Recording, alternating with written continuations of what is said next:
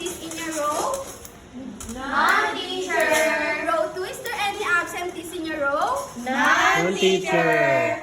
Very good. There is no absent for today. Give yourself 3 claps.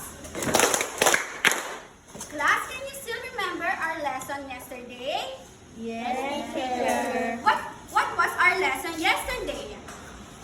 Anyone? Our lesson yesterday is about the needs of Plants. anyone? Raise your hands. Needs of Plants.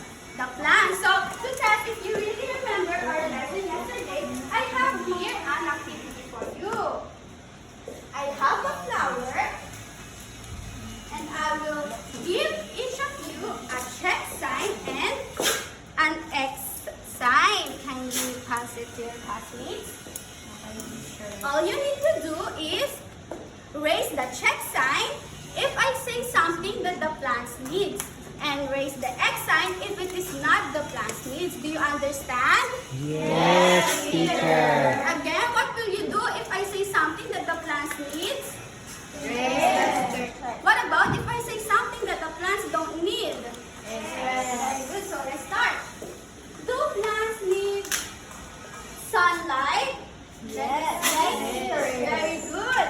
It is a check sign because plants need Sunlight. good.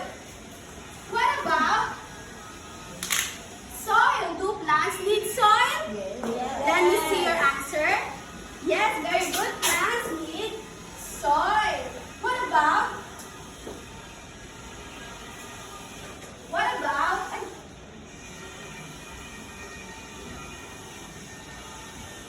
What about air? Do plants need air? Yes, also plants need air. What about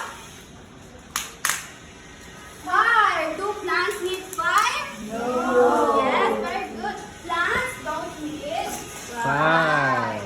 What about water? Do plants need water? Yes. Plants need water. And lastly, do plants need juice? Do you think plants need juice to grow? No. No, plants don't need juice.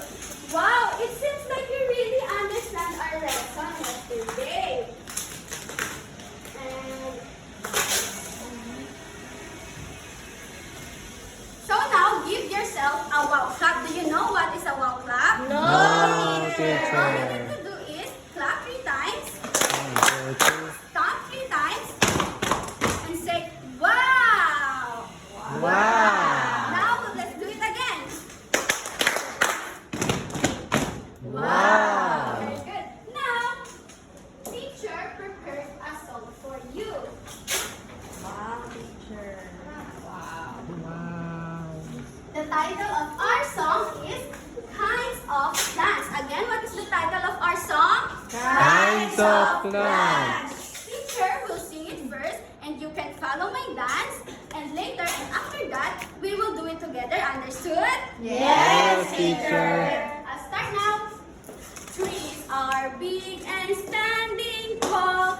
They have strong, so strong for all. Shrubs are smaller, full of green. Many stems that can be seen. Herbs are tiny, that's a sign. Now there are 2 kinds of vines. Climbers need support upward. Creepers crawl along the ground. Now let's all stand up and we'll do it together. Okay, let's all sing. Trees Are big and standing tall. They have trunks so strong for all. Shrubs are smaller, full of green. Many stems that can be seen. Herbs are tiny, that's a sign. Now there are 2 kinds of vines. Climbers need support upward. Creepers grow along the ground. Wow, your voices are sound so good, just like teacher. Wow.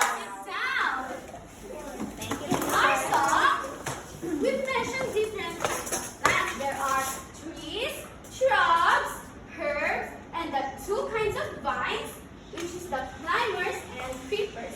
Again, what is the what plants have we mentioned in our song? Trees, Shrubs, herbs, and the vines. kinds of vines, which is climbers, and creepers. Yes, very good. And later, we will get to know them one by one. Inside this box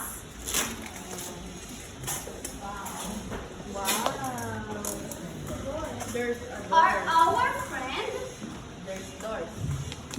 Wow, you have many doors. friend plants. Wow, we have Again, how many doors do we have in this table? 4 We doors. have Four doors. We have 4 doors. Can we count it? 1, 2, 3, 4. Very good. And inside this box is our plant friend. And later we will meet them and we will get to know them one by one. But remember, class, when we meet them, we need to take care of them, okay, and not hurt them because they are our friend. Can we say together? They are Our friend. Now, who would like to help me open this first door? Who would like to help me? Okay. Liza, would you like to help me?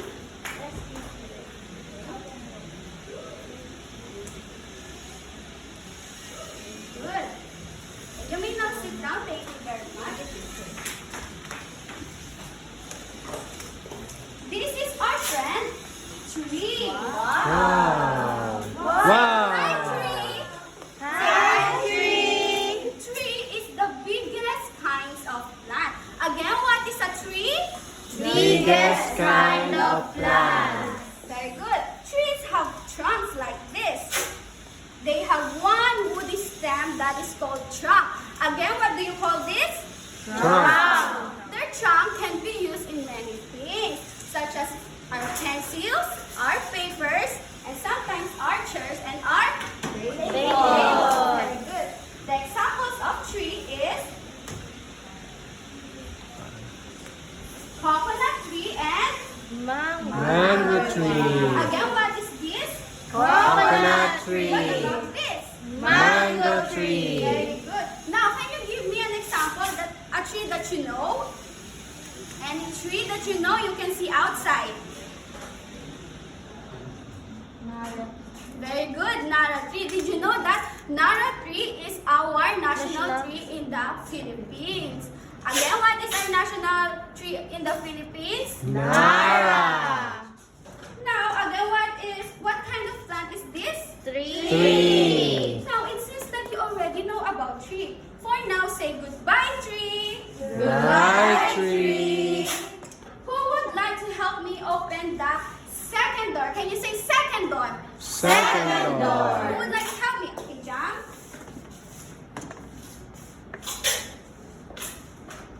Thank you. You may now take your seat. This is shrub. Say hi, shrub. Hi, shrub. Shrub is smaller than tree. Again, what is a shrub? Smaller than tree. They also have many stems that you can see like this. Again, do shrubs have few or many stems? Many. Very good. The examples of a shrub is a rose and bougainvillea. Can you say again what is this? Rose. What about this? Bougainvillea. Very good. What about you? Can you give me an example of a shrub that you know? What plant is this? Gumamela, teacher. Very good, gumamela. What color is the gumamela? Red. Very good, it's a red. Now, it seems like you already know about shrub. Say for now, say goodbye, shrub. Goodbye, shrubs. Now we are here in our third door. Can you say third door? Third door. Who would like to help me open that third door? Nairas, okay. Would like to help me? Yes, teacher. Thank you. You may now take your seat. This is Herb. Say hi, Herb. Hi, Herb. Herb is smaller than tree and shrub. Again, what is a herb? Smaller than tree and shrub. Very good. Herbs also have a soft and tiny stem. Again, what kind of stem do they have? A Soft and tiny. stem. And sometimes herbs can be used in cooking and medicine, such as like this oregano. We use oregano when someone is sick or someone has cough and cold. Have you ever tasted an oregano before? Yes. What does it taste like? Very bitter. Yes, it's bitter, right? But we still need to take it for us to feel better, okay? Yes. Again, what kind of plant is this? Oregano. Herb. Now that you already know about our friend herb, first, the examples of herb is basil and mint. What about you? Can you give me an example of a herb that you know? Lemongrass. Very good, lemongrass. Did you know that lemongrass in Philippines is called tanglad? Yes. Sometimes it is used to it is used in cooking to make our food smell and taste good. Yes. Have you seen your mom use it? Yes. Yes. Now what kind of plant is this again? Herb. Very good. It seems like you already know about herb. So now say goodbye, herb. Bye, herb. Now we are here in our last door and fourth door. Can you say fourth door? Fourth door. Who would like to help me open this last door to meet our last two friends? Shania, would you like to help me? Okay. Thank you. You may now take your seat.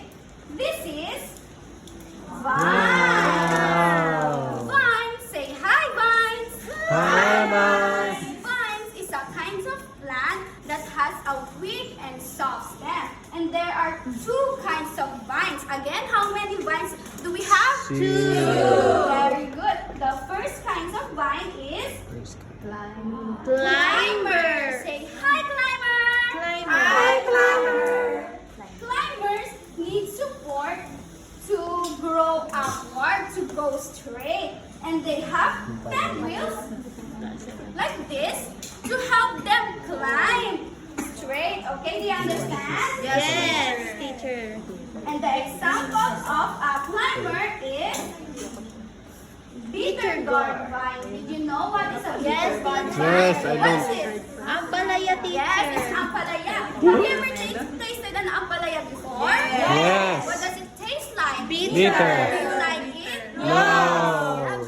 You should like it because it is healthy for our body, okay? Yes, teacher. Okay. So now, this is the second kind of vine, which is Creeper. creeper. Say hi, creeper. Hi, Creeper. Creeper also has a weak and soft stem. They grow on the ground because they have big fruits and heavy fruits. They don't have a tendril to help them climb. That's why they grow on the ground. Again, what is a creeper? Creeper grow on the Ground. Good. Again, what kinds of plant is this? Vine. Vines, very good. And the example of a creeper is, do you know this?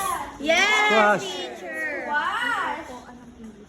What about you? Can you give me an example of a creeper that you know? Pumpkin, teacher. Yes, just like this. Squash. What else? What is this fruit?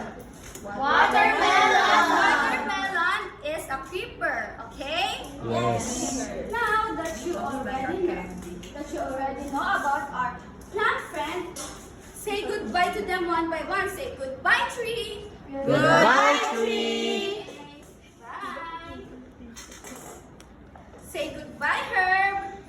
Shrub. Goodbye, shrub. Goodbye, shrub. Say goodbye, herb. Goodbye, Herb. Say goodbye, vines. Goodbye, Vines.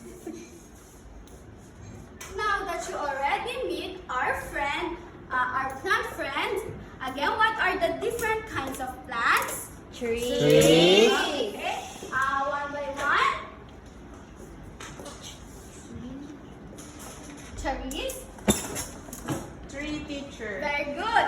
This is a Tree. And again, what is a tree? They, Biggest. they are the biggest, Biggest plants. biggest kinds of Plants. plants. And what is the other types of plants? Shrub. Shrub. Very good. This is shrub. And again, what is a shrub? It has many stems. Yes, it has many stems and it's smaller than tree. Again, what is this? Tree. This. Ba- What's the other types of vines? Of plants? Herbs. Very good. This is herbs. Again, what is this? Herbs. And what is a herb?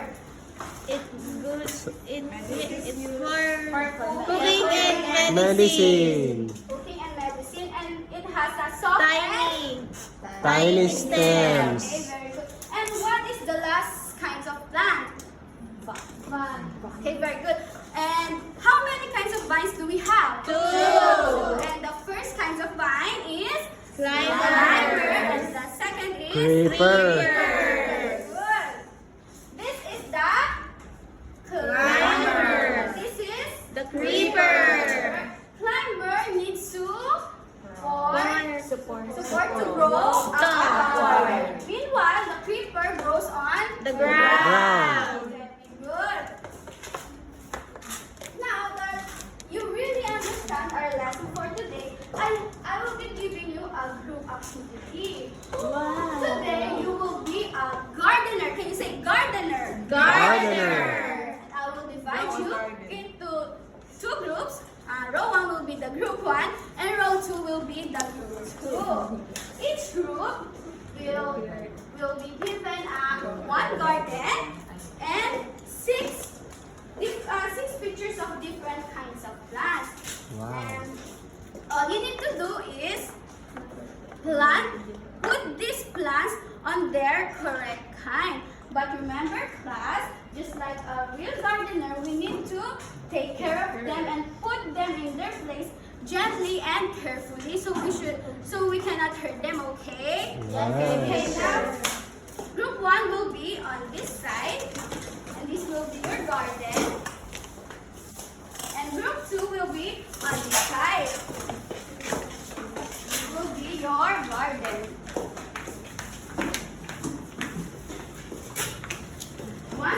Once you're done, give it to teacher and go back to your seat quietly, okay?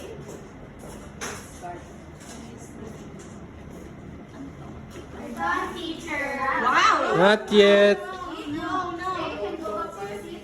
We will wait for the other group to finish. We're done, teacher. Okay. Can you see? Yeah, we're correct. Very good. You can now take Oh. your seat. There are colors. Okay. Now everybody is done. We will check the group 1's garden. This is their garden. Are all trees in the right place? Yes, What teacher. about herbs? Yes, teacher. What about climbers? Right. Are they all in the right place? Yes, teacher. Yes, very good. Give a group 1 a wow clap. 1, 2, 3. 1, 2, 3. Wow. Now let's check the group 2's garden. Are all trees in the right place? Yes, What about the shrubs? Yes, very good. Creepers. Yes, very good. They are all in the right place. Very good. So give group 2 a wow clap also. 1, 2, 3. Wow. Now that you really understand our lesson, I prepared an activity for you. This is the teacher.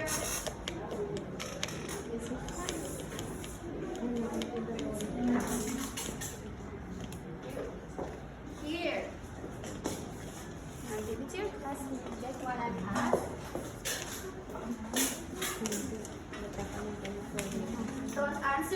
quiet because I'm gonna explain what we're gonna do, okay? Okay,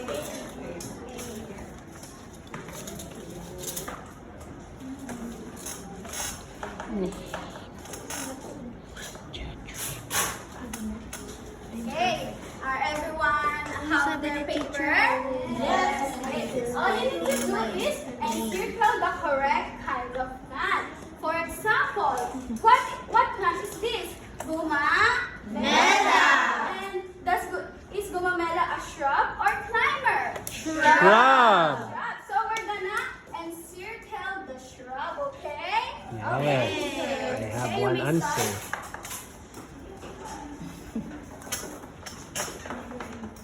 Once you're done, keep quiet and we will wait for your other classmates to finish, okay? Okay. Yes, teacher.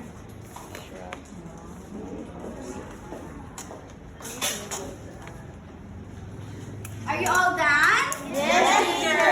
Okay, let me see. Who wants to answer number 2? Who wants to answer? Okay, Naira, can answer the number 2. Wow. Thank you. Is Naira correct? Yes. Who wants to answer number 3? Cleo? You don't care.